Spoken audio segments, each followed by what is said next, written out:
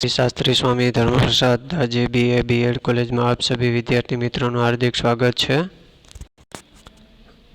छात्रों और छात्राएं, आज हम खंड काव्य के लक्षणों के आधार पर पंचवटी काव्यों का मूल्यांकन कीजिए, इसके बारे में अभ्यास करेंगे। FYBA सेमेस्टर 2 गौण 1 पेपर नंबर 3 हिंदी पंचवटी में जो खंड काव्य के काव्य रूप पर विचार प्रस्तुत कीजिए। खंड काव्य के तत्वों के आधार पर पंचवटी का मूल्यांकन कीजिए। पंचवटी काव्य स्वरूप स्पष्ट कीजिए। सिद्ध कीजिए कि पंचवटी एक सफल खंड काव्य है। काव्य कला की दृष्टि से पंचवटी का मूल्यांकन कीजिए। पंचवटी में गुप्त जी ने प्राचीन कथा को आधुनिक कलेवर प्रदान किया है, ये सिद्ध कीजिए। सब प्रश्न के उत्तर हम देखते हैं। सबसे पहले प्रस्तावना। प्राचीन युग की तरह आज भी साहित्य की अलग अलग विधाएं हैं। काव्य, मुक्तक काव्य, गीत और प्रगीत काव्य। प्रबंध काव्य भी 3 थे: खंड काव्य, एकार्थ काव्य और महाकाव्य। हिंदी अंगों को लेकर काव्य की रचना की जाती है। मुक्तक काव्य के लिए किसी प्रकार का बंधन नहीं किया गया।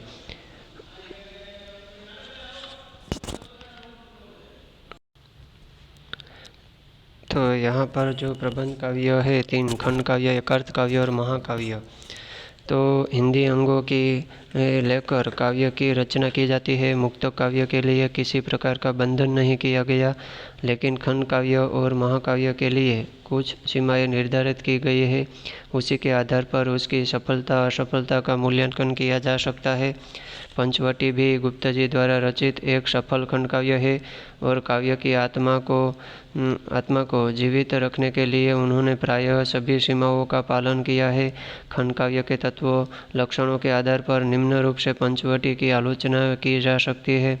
इसी तरह यहाँ हिंदी में जो हिंदी के अंगों के लेकर जो काव्य की रचना की जाती है, इसमें मुक्तक काव्य के लिए जो किसी प्रकार का जो बंधन नहीं किया जाता, और लेकिन खंड काव्य और महाकाव्य के कुछ सीमाएं यानी मर्यादाएं निर्धारित की जाती है।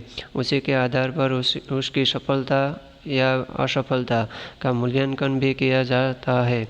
पंचवटी में गुप्ता जी द्वारा जो रचित एक सफल खंड काव्य है, इस काव्य में आत्मा को जीवित रखने के लिए उन्होंने प्रायः यानी कि सभी सीमाओं को पालन भी किया है। खंड काव्य के तत्वों के लक्षणों के आधार पर निम्न रूप से पंचवटी की जो आलोचना की जा सकती है वो हम देखते हैं। खंड काव्य के लक्षण।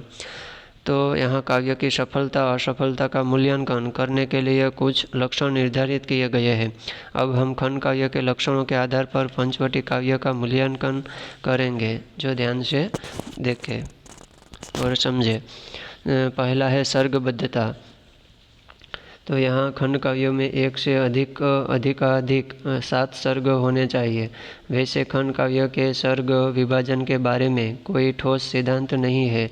संपूर्ण काव्य एक सर्ग में भी समाप्त किया जाता है, क्योंकि खंड काव्य एक घटना की लेकर चलने वाला है।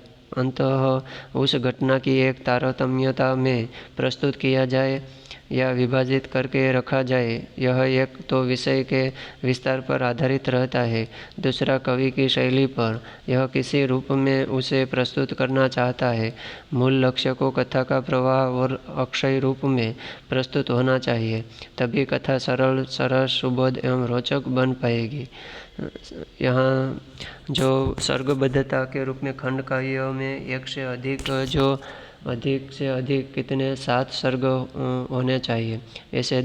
वैसे खंड काव्य के सर्ग विभाजन के बारे में तो कोई ठोस सिद्धांत नहीं मिलता। संपूर्ण काव्य एक सर्ग में भी समाप्त किया जा सकता है, लेकिन खंड काव्य एक घटना की लेकर चलने वाली है।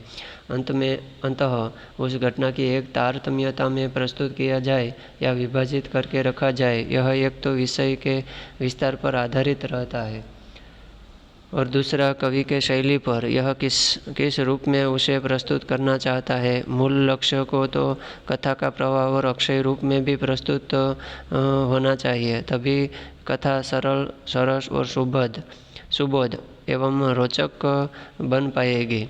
तो सर्ग विभाजन की दृष्टि से देखा जाए तो गुप्ता जी ने पंचवटी में केवल एक ही सर्ग का आदि से अंत तक प्रयोग किया है, लेकिन मूल रूप में देखा जाए तो सर्ग का विभाजन कथा में विकास को खंडित कर अलग अलग रूप में प्रस्तुत करना है। पंचवटी में केवल एक अंश का चित्रण अतः उसकी कथा में एक सर्ग होने से किसी प्रकार की बाधा उत्पन्न नहीं हुई है।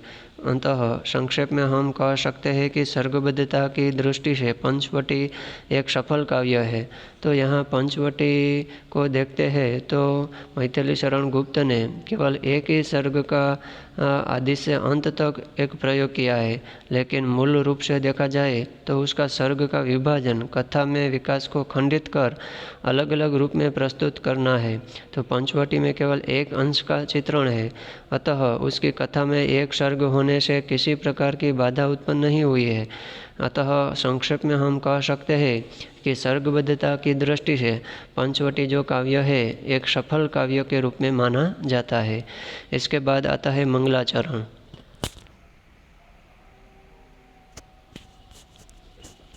तो मंगलाचरण में खंड काव्य के प्रारंभ में मंगलाचरण या ईश्वर वंदना होनी चाहिए। किसी भी शुभ कार्य का प्रारंभ करने के लिए भारत की सांस्कृतिक विशेषता है कि ईश्वर की स्थापना की जाती है और गणेश जी की भी स्थापना और सरस्वती माता जी की स्थापना भी की जाती है या उनका स्मरण किया जाता है।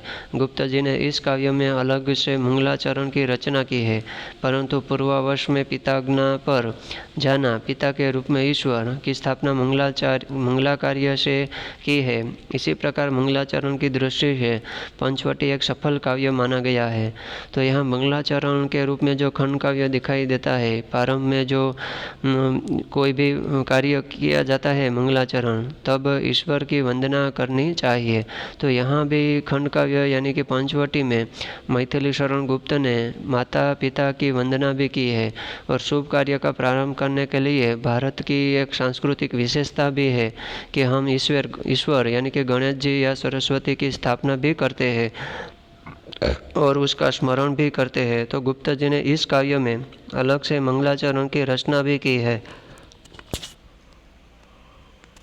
परंतु पूर्वावश में पिताज्ञा पर जाना यानी कि पिता के रूप में ईश्वर की स्थापना मंगला कार्य से ही की है। इसी प्रकार मंगलाचरण की दृष्टि से पंचवटी एक सफल काव्य माना गया है। इसके बाद जीवन के किसी एक पक्ष का चित्रण। तो यहाँ खंड काव्य में जीवन के किसी एक घटना या एक अंश या का वर्णन होता है, तो खंड काव्य का अर्थ ही एक टुकड़े या अंश है।